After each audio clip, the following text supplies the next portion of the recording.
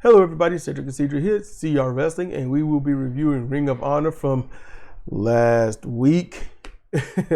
We know that recently there has been AEW Dynasty. We also know that there will be Ring of Honor's Super Card of Honor. And we also listened to Jim Cornette and Brian Last's take and comments on the CM Punk Ariel Helwani interview.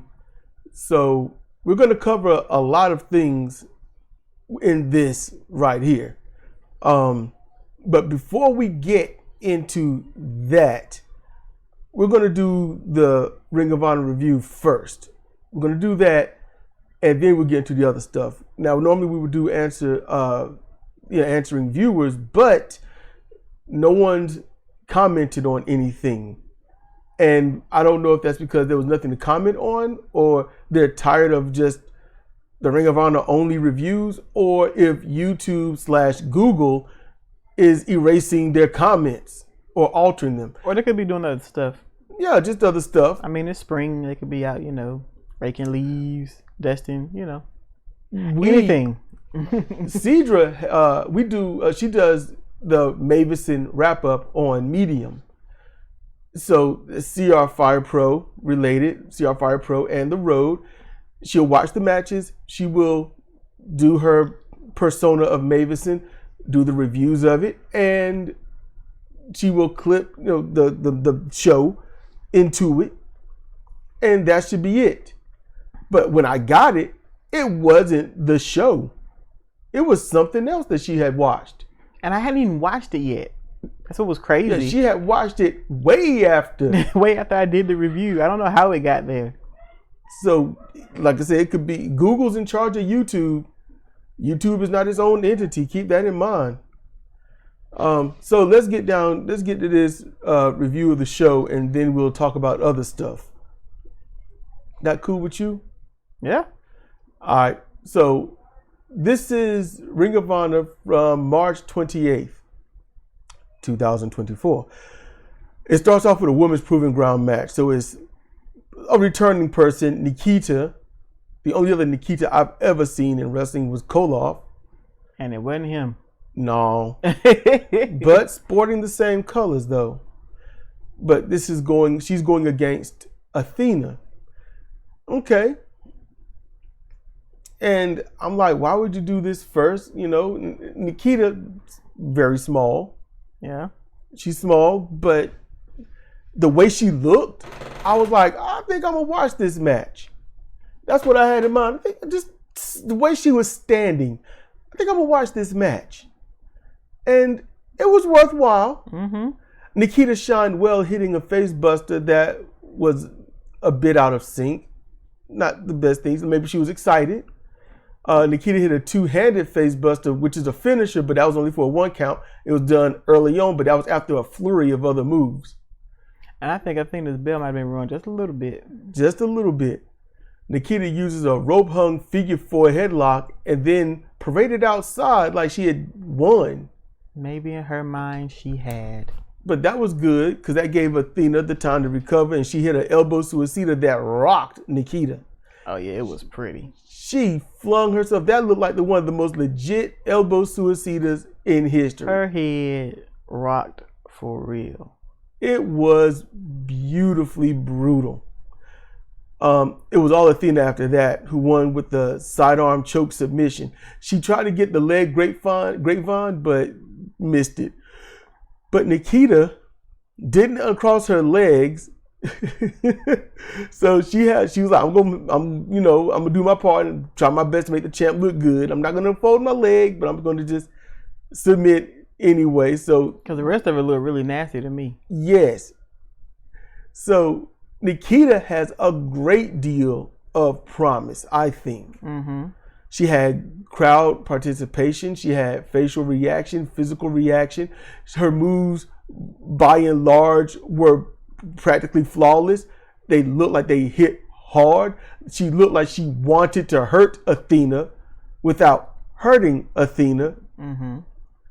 And Athena, I don't know if she did the same to her because Athena is very tight with her moves. It's hard to see through a lot of her elbows. Yeah, she be laying it in. I don't know how she could lay him in the way she does and it be not actual. Yes. Not like that crap that Moxley uses. Or a lot of others use. I mean, come on now. You know, Okada, wow. His elbows. So after the match, Athena beats on Nikita, kicks her in the back, puts her in a tree of woe, tries to put the belt up on her, but it falls, so she picks it back up. Then she tries again. Sheeta runs to the ring to save what's left of the opponent. Yeah, not much. Few scraps. And Athena vacates the ring. Yep. Looks like she's scared. Not scared. Scared. I put it like this. If WWE is saying, hey, you know what, Athena, you should come back. We're sorry, Ember Moon. We're sorry. You can come back as Athena and it's all good. You know? And we'll do right by you this time. You know?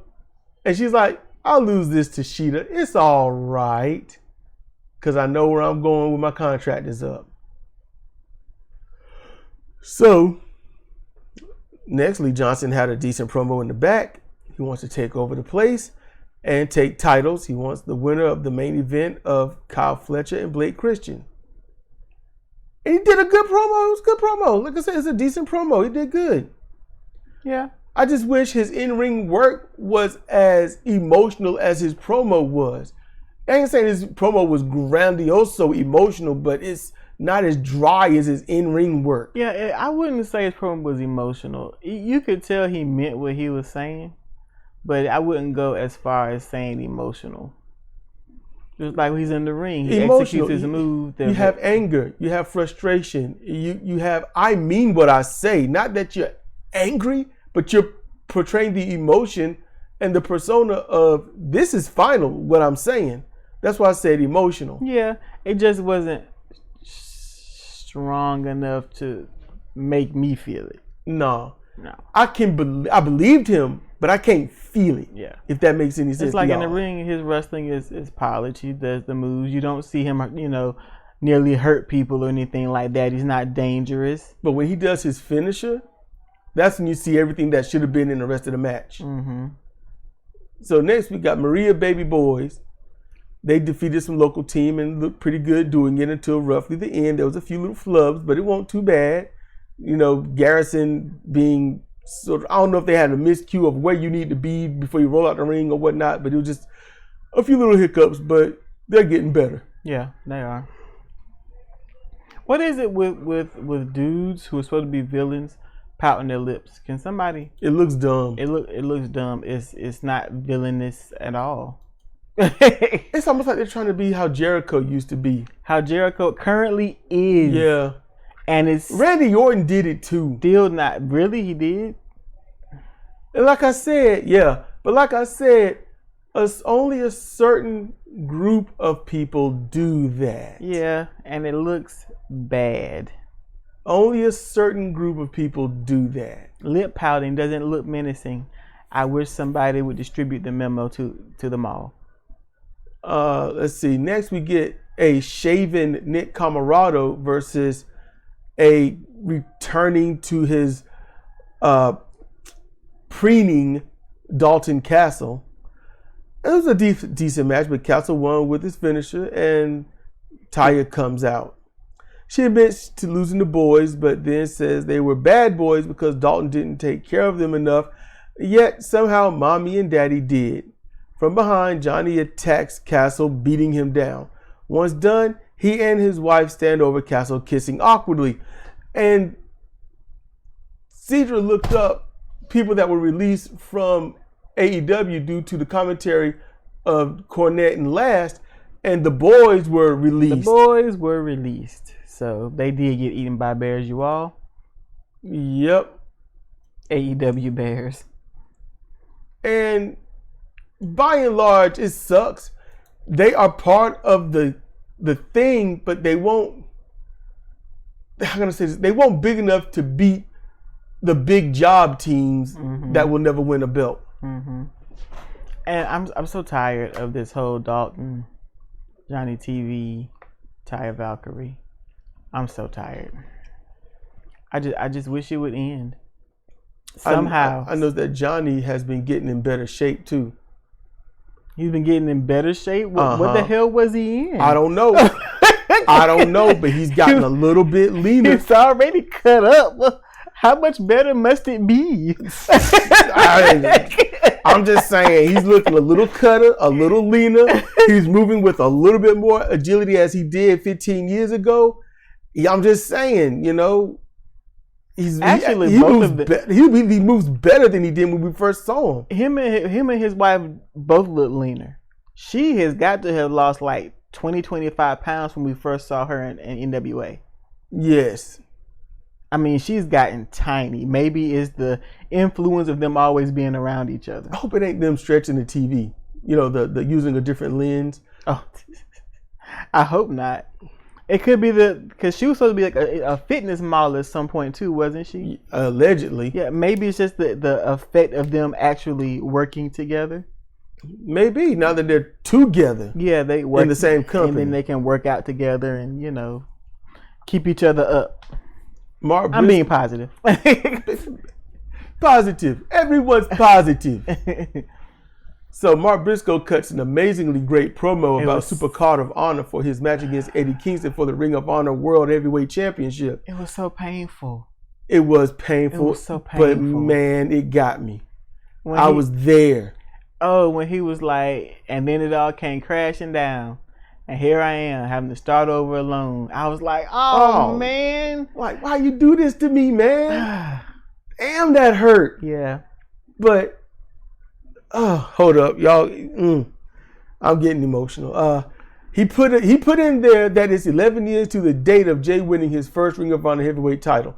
The background vocals from Jay Briscoe's early and recent promos were used to support his brother Mark's current promos, saying, you know, man up, and other uplifting quotes. The promo ends with Mark in the camera saying, we're going to man up, with a pan away from him in the field, along with being symbolic of his solo career. It was really good, and whoever produced it had their shit together. They did a very good job. Because you know, a lot of the production they do for AEW Ring of Honor is just like, we did it. It's enough. Yeah, but someone put some thought and some care into it and worked with Mark, and it was good. It was very good. Mark was on the chicken farm by himself. I have a ton of empathy, everybody. Whew. Okay. I think that's my downfall in life. I have a lot of empathy, but I also have a high degree of justice. So, you know, don't hurt them. Don't leave them for dead. But if they're harmful to people for no reason, shoot them in the head. They gotta go. Yeah, you know, that's how I feel.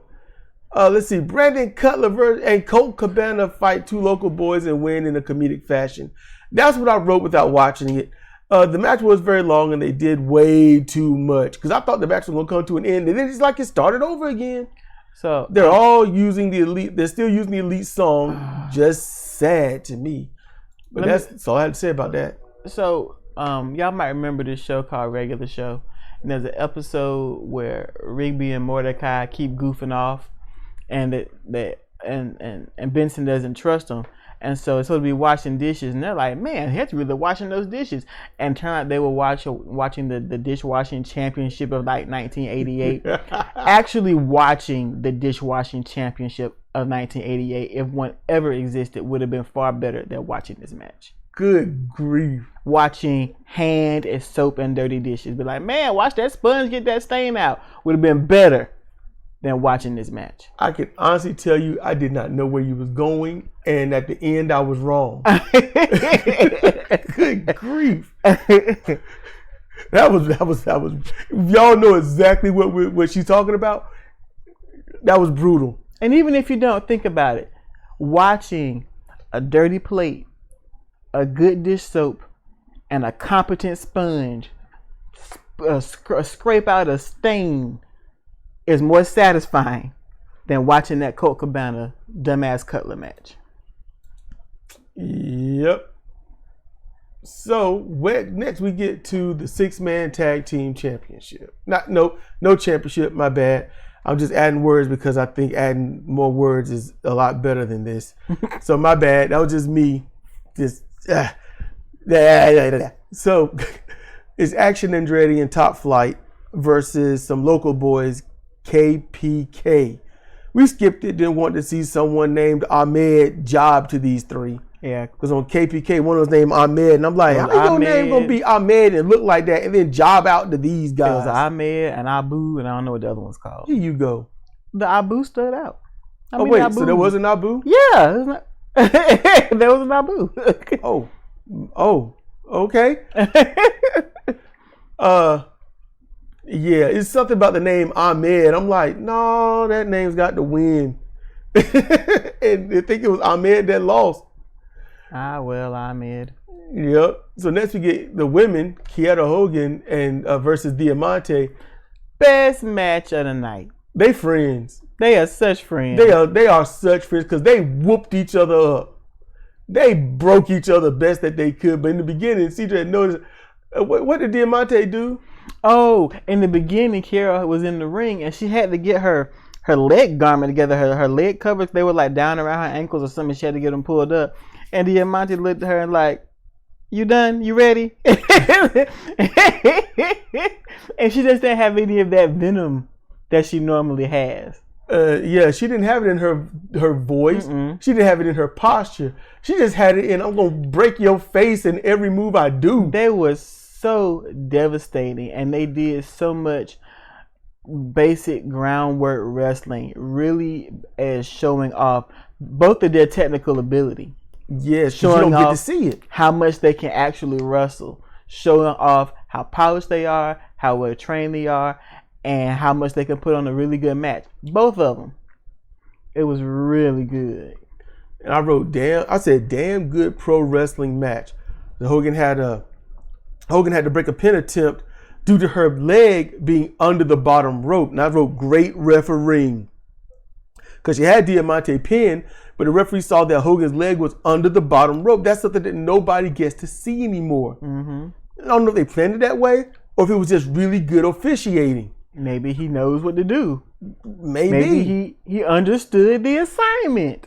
So Hogan, she won with the spike version of the swinging fisherwoman suplex hold. And she was like, period. And she swung her over with that cradle and there was a loud, audible thud on that mat. I mean, I know her head didn't hit it, but going on the type of move that it is, you can easily infer that it did. Mm-hmm. And I was just impressed. Yes, I was very impressed with both of them, especially Kiera Hogan. Yes, you don't get to see her do this. Mm-mm. Normally the matches are kind of a flub, so I just look at her booty. What? I said nothing. Y'all like, you had me until that moment. Mm-hmm. It's like, but look, it's true. I'm just saying, I don't care if you straight or anything, you're going to look at the booty. You ain't got a choice. The problem, you got to make sure the camera ain't looking at it. Yeah. The problem is, that obviously Kiera knows what she's doing. She just don't have any decent competition usually. Yep. And even though what I just said, I wish Kiera would wear some long trunks.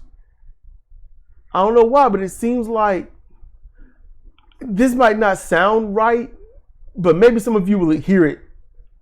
But sometimes wearing the long tights, when I say the long trunks or tights, something like Daniel Garcia, something like that. It seems like they look more impactful. Like they look a little more polished. It's weird. It's strange how that can do that for some, but it's some wearing the short trunks make them look better. So I'm thinking I like to see her wrestling some long trunks and just see if it's different. I'm just wondering about that because the way she did that suplex, I'm like, how would it look if she was wearing long trunks?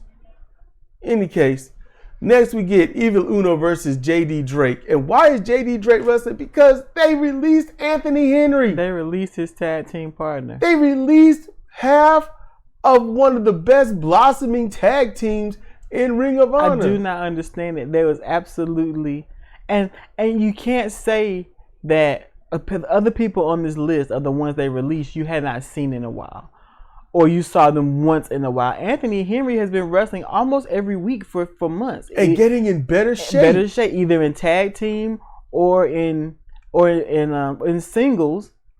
You know, wrestling folks like either Page, yada yada. He's not going to win, but he performs really well. And they just, that was the workhorse man. I would have gotten rid of Drake before Henry. Yeah. If I have to make a choice. But they do work really well together. Yes. They complement each other. And now it's just the workhorse man. Yep. And Evil Uno, he's trimming down. I want to know what he's doing. Evil Uno's getting in shape. He's starting to do stuff that he was doing when he first got in the Ring of Honor. Part of the Super Smash Brothers. I'm not going to lie. When I first saw the Super Smash Brothers, I didn't see what was special about them because the crowd was going ballistic when they came out. And I'm like, I'm not seeing anything impressive. I didn't get it and I don't get it. And if they were still called Super Smash Brothers, it would just be the Super Smash Brother now because Stu Grayson was released. Again. They got rid of Stu Grayson again. You know, soon he's going to be Stu Pot Grayson. Smashed him enough. So the match was doing well, but near the end, during a strike exchange, Uno starts gyrating his hips after each chop. So I was done after that. Uno won with a failed looking master cradle, but Drake stayed down for the pin. That was it. He was just catering to the crowd. For some reason, this crowd was all about it. They was loving Evil Uno. But So next we get the Ring of Honor television title match.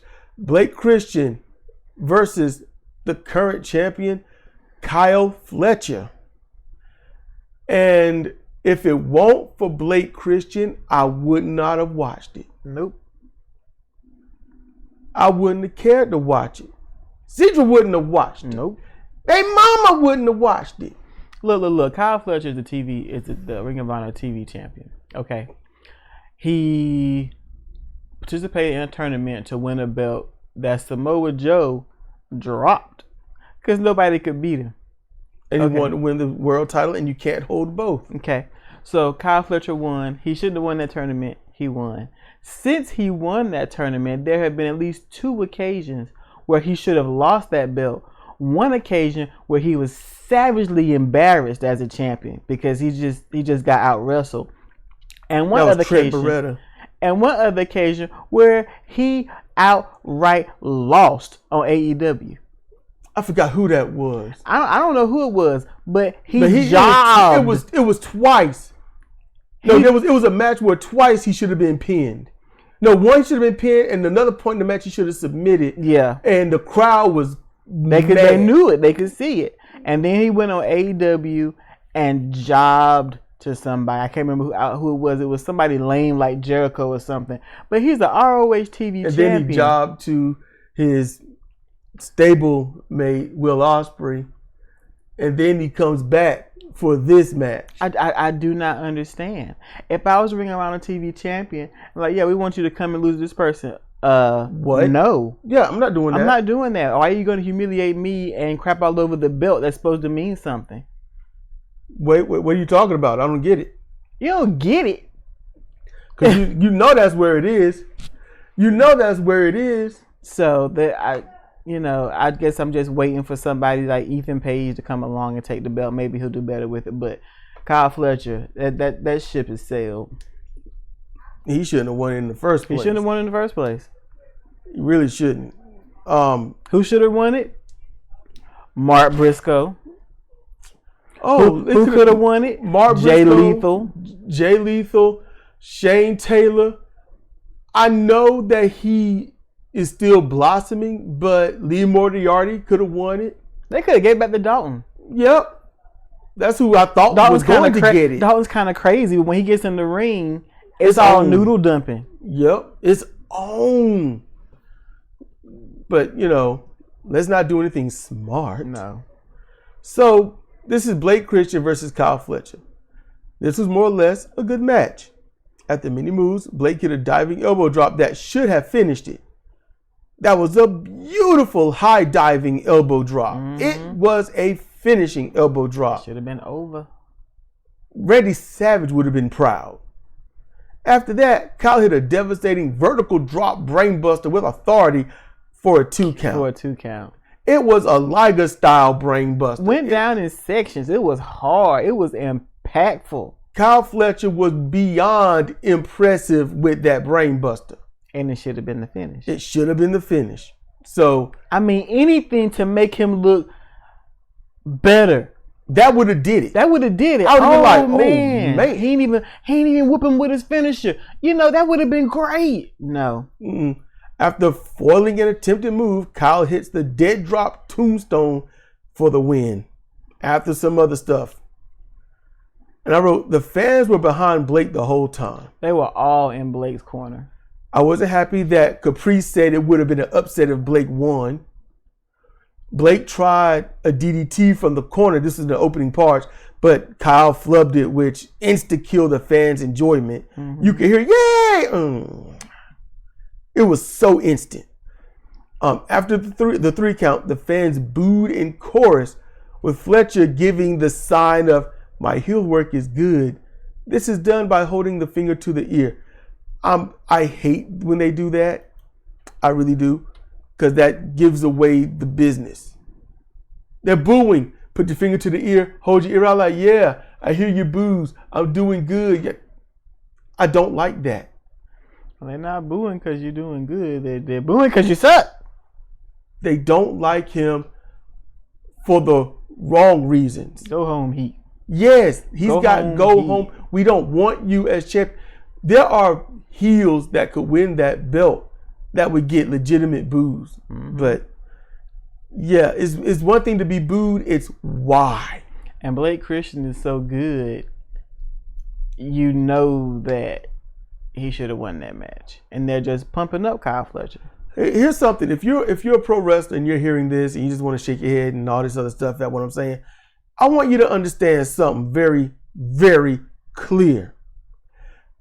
If you don't do any heel work in that ring and you are getting booed like that, you are not a heel. They just hate you. Yeah. You're not over. You're under. And they know that things would be better if you were gone. Kyle Fletcher did not do one stitch of heel work. There were no eye gouges, no eye rakes, no drag across the rope. No shortcuts. No shortcuts, no crotch shots, no close-handed. He didn't get admonished. He didn't try to get a chair. He didn't talk shit to the crowd. He did zero heel work. He's getting booed because he sucks. That's all that it is. So y'all need to understand that. He doesn't cut promos to make you dislike him.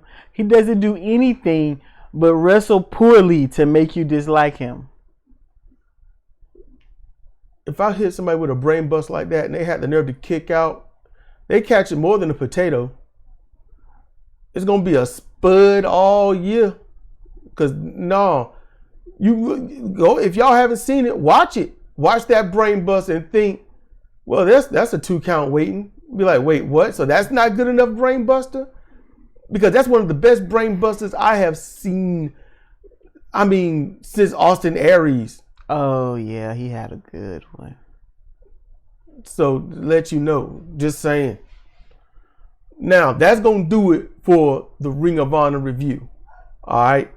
Now, there's no viewer commentary and nothing like that. So, we're going to keep it rolling. We're going to talk about the whole Jim Cornette thing, listening to CM Punk. Actually, we're going to talk about CM Punk. Not too much. It's just that I am going to toot my horn on something.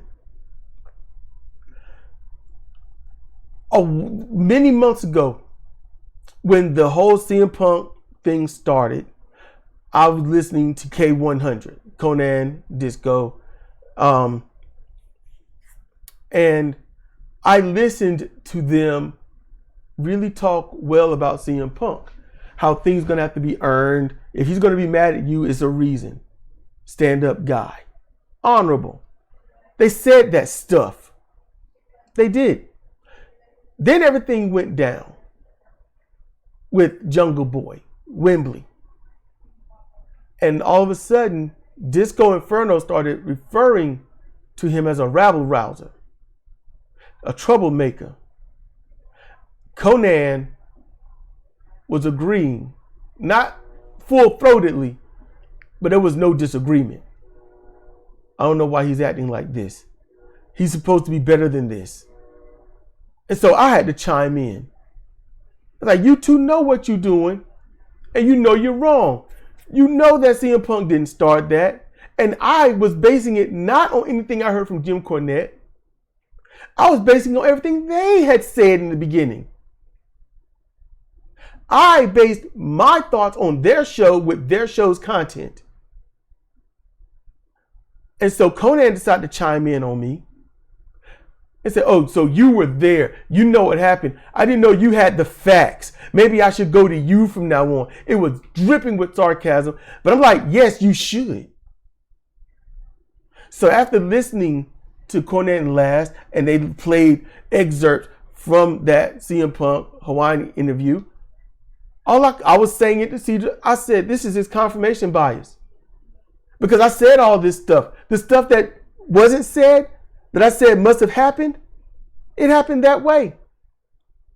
Because CM Punk built a rapport. He built his character.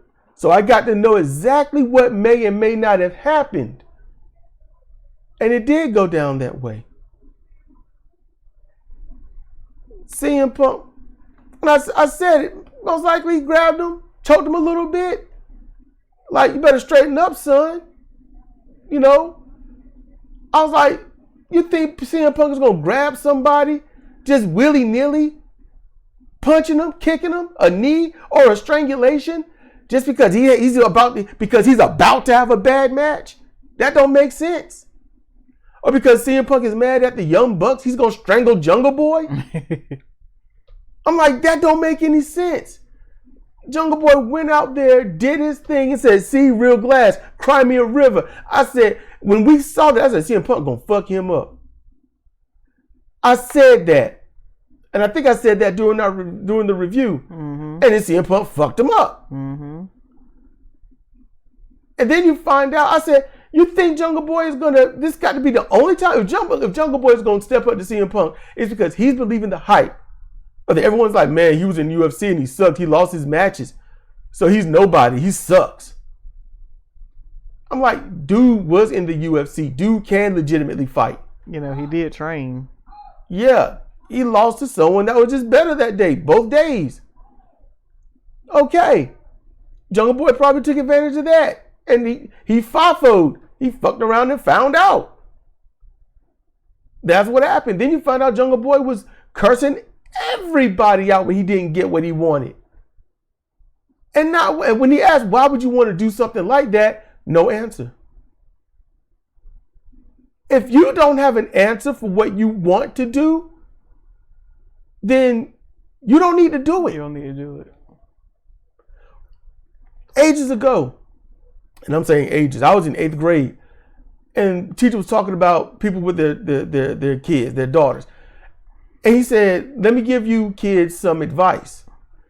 If you look in your closet and you want to wear something to school and you look at it and you wonder if you should, then you shouldn't. He said, play it safe and don't. When you get home, look at it and wonder how that day would have went if you wore it instead. That's what he said. You want to jump off this, jump off that. You want to break this you want to Darby Allin some chairs? Think about that first. Why? What does it help? Who does it help? And there's no one in that company to ask these questions because it's not run by anybody. It's not. Tony Khan, as he said, is real nice. This is stuff that Zimmo said, I've said, and I think Jimmy Whisper had mentioned at one point. Tony Khan ain't a boss. He's not a leader. He just signs shit. He's playing Barbies, people. That's it. He's playing Barbies. It's like, we got a problem. These people aren't getting settled. You know, I had to do this. And Tony Khan says, what do you want me to do? It's like, I need you to run some shit. But be a goddamn boss. Ain't this your company? This is how it should have been. Wait, Jungle Boy was cursing you out. What happened? Tell me everything. Jungle Boy, come here. Hey, Jack, get in here. What's going on? What happened? What? And if he starts mouthing off at me, I'm like, okay, so you done already buried yourself. That's where it would be. You've already buried yourself. I need to know what happened between you two. And I've been in those situations when I've been in charge of certain things, online gaming. And you can say, oh, it's online gaming. You're still dealing with people. So when you jump into something and you're reading the text and someone immediately goes to you in private chat and says, you need to get rid of this person, just trust me. And then, as I would say, even today, as I did those years ago, I need to hear both sides. Give me some time. Oh, why are you going to do that? That let me know who the villain already was. Mm-hmm. The one that doesn't want the truth to come out is the one that's screwing up. That's what it is. It's too simple. So, yeah. I'm like, nothing needs to be done. You need to stop talking trash. You need to stop letting them talk trash. You need to help each other instead of trying to hurt each other. Because you got nothing out of what you were doing. And now he's mad at you and you feel like the victim for some reason when you're the one that started it. That's not fair to him or what we're doing here. Bad guy didn't want to get that. He just wanted his way.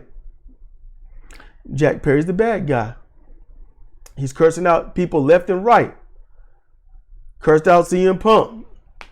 Punk didn't do anything. He didn't. Tony Khan's like, well, what do you want me to do? You should have fired him. You do your job. You should have fired him. Or fined him or something. But instead, as I said in 2 reviews, Tony Khan, Collision won't just... I said, Collision was not just CM Punk's show. It's who wants to do stupid stuff and who wants to actually have a legacy. And Tony Khan is trying to separate things thinking it's going to work and it's not. Tony Khan doesn't want to do anything. He didn't want to let CM Punk go. CM Punk was begging, just let me go, man. I can't do that. He wouldn't want to let him go. He doesn't want to fix the problem, which is his EVPs and dumbasses like Jungle Boy. Tony Khan's only problem is Tony Khan. Yeah. And that's it. It's not the EVPs. You know why it's not them? Because Tony Khan said, get out my company. Go. He can't do that. He doesn't want to do anything. No, he doesn't want to. He can do it, but he doesn't want to. He doesn't want to do anything but dress him up and put him in the Barbie Corvette to go to the Barbie McDonald's and have the Barbie Big Mac. He's playing dollies. Yep. You're my characters. I don't want to give any of my characters up. I'm telling you, former friend of mine, we was playing WWF No Mercy. That's how he was with his characters. He was putting, hey, listen. They didn't have plain wooden tables. They had oak wood tables. But he was a better boss than Tony Khan. Why? Because I was like, okay then. I said, it's an oak wood table, man. Somebody's going to get power driven or power bombed through an oak wood table. What if they said, I'm not doing that? It's like, you can go through that oak wood table or you can be fired. I was like, seriously? They don't want to get their backs broken on the oak wood table. So you're going to just take food from them and their family's mouth? And he's like, so well. I was like, that's vicious. Mm-hmm. I thought it was funny because it's all fictitious. But at the same time, you know, can't disagree. You're the boss. They got to do what you tell them to do, where they got to go. If they don't like the way things are and they can't change it, they got to leave it. And what did Punk do? He left. They asked, so what are they doing in AEW? It's not a business model. They're not trying to make money. And he says, I don't know. He doesn't know what AEW is. He don't know what Tony Khan is trying to do. How is that? Just think about that. I don't know what he's trying to do. I remember, and I recited to Cedra after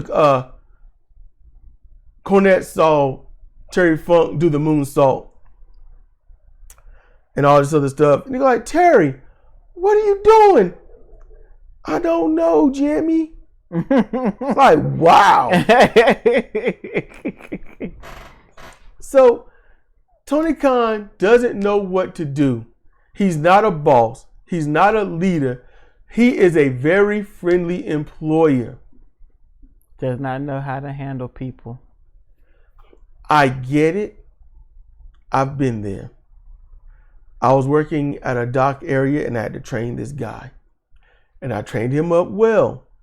I showed him exactly what to do and how to do it. I was real slow and highly empathetic. And I worked on this for 2 weeks.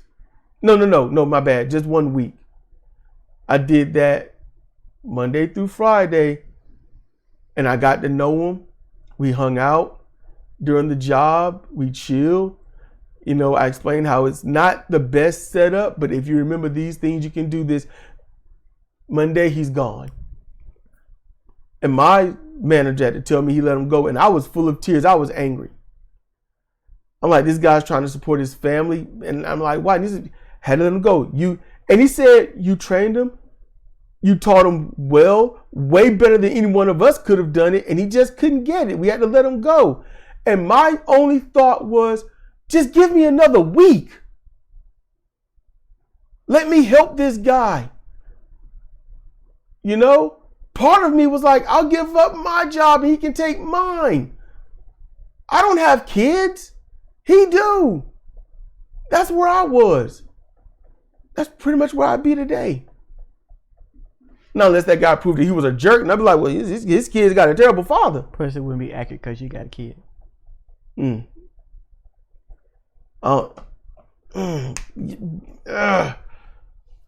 See, I got too much empathy. I'm not thinking about that now. I'm like, okay, I give me another week. Give me 2 weeks. Just I can get this. I can get this guy to make it. That's where I would be right now. I would have vocalized it. I didn't then. I said nothing. I was just teary-eyed, messed up, and angry and hurt. And I moved on. It ain't like it's over. It is what it is. I just move on. Watch for the shoe. Tony Khan knows how to pay people. Doesn't know how to take care of people. Paying people is easy. But Big Swole, she sucked. Okay, fine, she sucked. But if someone is doing poorly and they ask you, hey. Man, you said Big Swole sucked? I'm thinking the people they got today who are worse than her. Yeah, but if somebody asks you, hey, how is my work? Is there anything you want me to work on? Anywhere that I can improve? They are seeking that information in an effort to better themselves. And they ask you point blank and you don't answer. You say, oh, everything's great. Which is what Tony Khan did. You're great. And then you release them. Because they aren't good. You don't know how to take care of people. If you she have has grounds to sue Tony Khan over that. If you have a top star who gets injured working for you, and then once they get home, you don't talk to them for 6 months. You don't help them get to the doctor. You don't make sure they see the proper people to get surgery and rehab to get back on their feet, to get back on your show, and you just give them the money and no support. You don't know how to take care of people. You are the worst brazier there ever was. No support at all. People need support. Tony Khan, after CM Punk got injured, didn't say anything, didn't suggest anything, and CM Punk had to check himself. He had to do the research himself, find somebody. That's what he had to do. He had to find a surgeon, get their surgery, find the rehab people, get the PT done. He shouldn't have had to do that. That system should already be in place. They should know, okay, this is going to be the knee surgeons, this is going to be the neck surgeons, the back surgeons, the neurosurgeons, the orthopedic surgeons, and then they'll go here, yada, yada, yada. All that are systems in place to handle and support your employees. But he doesn't have employees. He has dolls. Once you finish doing what you want to do with your dolls, you put them on the shelf until you remember them, put them in some new clothes, and put them back out there. And that's how he treats the wrestlers, like dolls. And it sucks because you look at the Young Bucks, they're doing the same thing. It's brutal nepotism. It's, we got a job, let's get all our friends in, now we run the place. Literally everybody, if you really want to know what this AEW is legitimately, and try to correct me if you can, I don't think you can, this is how it looks if the NWO actually did take over. Oh, yeah. Yeah, I agree. They would have known how to wrestle. They would know how to work, but it'd be so much stupid stuff. You have to wonder what's real and what's not. In terms of, are they going to wrestle this time? Are they going to finger poke of doom? Are they going to actually put on a show? Are they going to lay down for each other? What's happening? Because, towards the end of the NWO, it was just looking like a really big party with like 80% of the roster. Yep. There was very few non-NWO people. And I had my only hope of, they're taking over. I know what they're going to do. They're going to take over. The whole company's going to be called NWO, New World Order Wrestling. It's going to leave Turner Broadcasting and go somewhere else. And they're going to just, do their own thing, but it's not going to be a faction anymore. It's going to be a company. Nope. That's what I was hoping, because it made no sense to have that great majority of the company and top stars in one faction. Because it wasn't about a business. It wasn't about the business of making money. It was, I'm making money. To hell with the rest of it. NWO it went from these are the top stars to let's protect our friends. Because if you were NWO, you didn't get fired. That's what that was. And that's what this is. It is a new world order. The problem is, there's no order. There is no order. It's not even chaos. It's Tony Khan is like, look, I ain't gonna bring up politics, but basically, you guys know what you're doing. You run it how you see fit. I'll just throw out other suggestions here and there when I want to see certain things. But overall, I'm the final say in booking. All he did was take responsibility that way. But they all determine who's going to win and lose the matches and how. And Tony Khan is like, sure, go ahead. It's all friends wrestling. It sucks. And Ring of Honor is infected a little bit. But once Shida is gone and Tony forgets that he needs to do anything with Ring of Honor for about a couple of weeks, you'll see some greatness on it. Mm-hmm. That's about how that goes. And to be real about it, the women's division has been carrying Ring of Honor. Yup. It has been carrying the Athena and everything she's been doing. Her Proving Ground matches, the tournament for the Ring of Honor Women's TV Champion has been carrying Ring of Honor because they have no other belts on the show. Yep. Kyle Fletcher was on Ring of Honor for the first time last week in weeks. When's the last time Eddie has wrestled on Ring of Honor TV? The three people title, the six man title. What? Yeah, where's that? Who got him? I guess the Bang Bang Scissor Gang. Okay. The women have been carrying Ring of Honor. Yep. And, you know, I mean, I don't really have too much else to say. I don't. Where's Shane Taylor? Oh, well, you got to get rid of greatness. Where's Lee? Where's Lee Moriarty? Where's a lot of them? There's a lot of them. The Righteous. Where the Righteous go? Where's Lance Archer? You know, there's a lot of people. There's a lot. Not gonna see them because they're jobbing probably on other shows. Probably. But I do know a couple of years ago, Tony Khan had bought and paid for trademarking All Elite Women. Maybe he's just, hey, look, get it before someone else make it just so you have to pay them to use it. Who knows? But when it comes to the women of Ring of Honor or AEW in general, Mercedes Moné, she said that she was there to pick up the women's division to make it better. Okay? That's what she's there for. That's what she said, along with a lot of things in and out of character and stuff. But who else has said that? Serena Deeb. She said that. Who else has said that? Athena has said that. Athena said that.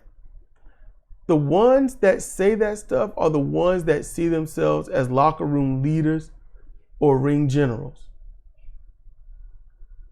But just like in politics, you tell everybody what you want to do, but you just don't do it. Only one that's done is Athena.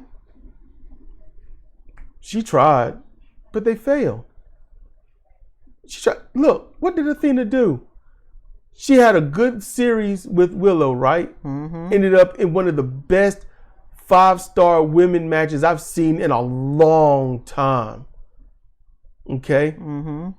Rhea Ripley and Charlotte Flair was another. That was a damn great match. I would give that 5 stars. Okay? So, after that with Willow, what did Tony Khan do? Nothing. He didn't do anything. Willow went and started jobbing on Collision and then Dynamite. And then Rampage, she started jobbing. Only in the past 3 months has she started winning something. And he pushes the wrong folks. Like right now, he's trying to push Billy Starks to the moon. Billy Starks. Athena worked with Billy Starks, gave her a storyline, did all this other stuff, worked with her, talked to her. Look, pulled the curtains back and did in-person promo teachings, but in a promo character style. That's what Athena was doing with Billy Starks. Billy is trying to elevate, but she's a polite little girl. Mm-hmm. She really is. And she doesn't want to hurt anyone. She doesn't want to offend anyone.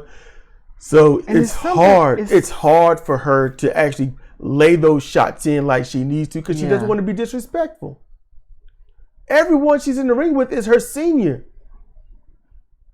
You know, do you really want to disrespect your senior? And she's like she's floundering. Yeah. Like she's not really going anywhere. Just kind of out there. Getting drugged through the match. She's not, how can I say, she's participating in the match, not trying to lead it. And when I say lead, I ain't talking about calling moves and whatnot. You're the one that's going over. You have to put some oomph into what you're doing. The heel is calling the match for you, but you have to perform. You know, it's going to take a little bit for Billy to get there. When Billy is working with someone that she feels equal to, you can see her do it. She come in, she do it. But when she's going against one of her seniors, the little girl come out. That's what happened. So I'm not angry about that. She just needs more time. Yes, she needs about 3 years in some hostile areas where people say you better fight or get fought. She needs some more seasoning. She's out there just plain meat. I got high hopes for Billy Starks. Billy will fail when they give up on her because she'll have nowhere to go. When she leaves, when she is forced out of AEW, when she is forced away from these the only training she's going to get from these high class women, you know, you're going to see her fail. It's going to be bad. So, you know, that's how it is. That's what it's going to be. So look, that's going to do it for us, everybody. And we forgot to go over something. Our bad. Yeah. It's with 55 minutes into this. My voice is going away. I need to drink something badly. So we're going to watch the other shows. A heads up, we might look at some old wrestling stuff because, was it WWA? Yeah. You have found? In Korea. Yes, we might watch an episode of that and see how we feel about it. A match. It's more like a match. Oh, a match. Okay. And we'll watch that. And if you have a match or something else like that you want us to look at and review or critique or whatnot, hey, let us know. You know, it gives us content, gives you something to listen to. Because sometimes when I'm you know, trawling through YouTube, I'm like, I need something to listen to. Almost anything, you know. So maybe we can be your anything. So with that, this has been Cedric and Cedric for CR Wrestling Commentary, Ring of Honor. And with that, y'all be good, be chill, be safe, and we'll see you next time.